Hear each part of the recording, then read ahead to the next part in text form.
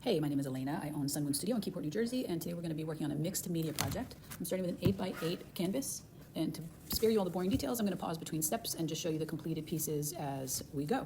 If you're interested in learning how to do more of this, you're going to sign up for one of the classes that we have available that'll teach you exactly how to do this. So all I'm doing right now is doing a background coating. I've got some Craft Smart in just gray. I prefer to work in matte, and then I've got some Folk Art in pure black matte always. So we're just going to cover that, blending right on the canvas as we go. All right, so I'm just smoothing out this coat here. Most of it is going to get covered up by our artwork. So this is just to give us a good base. This is what we're talking about here. I will probably aim it that way, but we'll see as we go. So we're going to give that a minute to dry. We're going to check out what's going on with our Cricut. So while that's drying, I'm going to show you, I've already cut out some 6-inch flowers. I wrap these a little tighter. We want a variety of sizes. We're going to embellish these afterwards.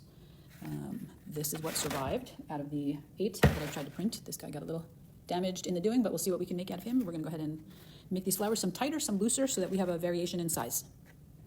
All right, we managed to get these delicate little guys off of the sticky board. If you've never done paper flowers before, you want your coil to be this size because this is the bottom of your coil that you're going to glue everything to, and all you're doing is curling it around and around. Paper needs to be double-sided, whether it's just a solid color or a pattern, because otherwise either the inside or the outside of your flower is going to be white. You can also choose to paint the background. That is a lot of work for me, so we're just going to stick with this double-sided paper. We'll be back with some smaller flowers. All right, so now that I think I have enough flowers made, I did some with tan on the inside, some with the blue on the inside. I made some 6-inch and some 4-inch because you always want to have variety.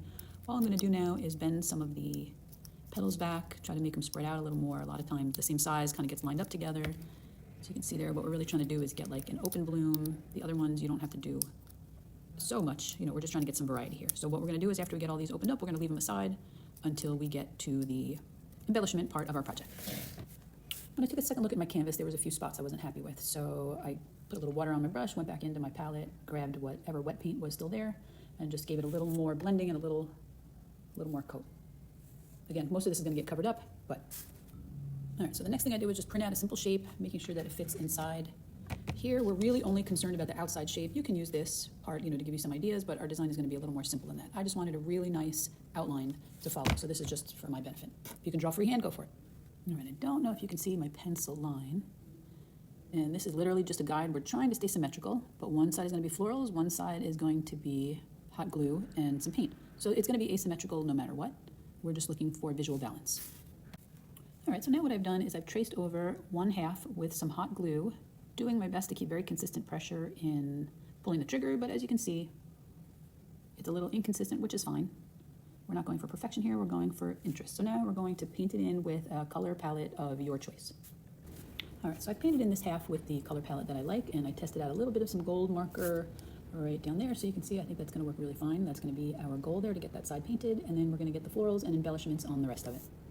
All right, I've made a few more embellishments with some coordinating colors, and now I'm going about my hot glue with the gold-tipped marker. After that, we will be ready to start gluing some of the flowers onto the other side. All right, so now I've embellished the other side just with some base flowers and just a little bit of glitter.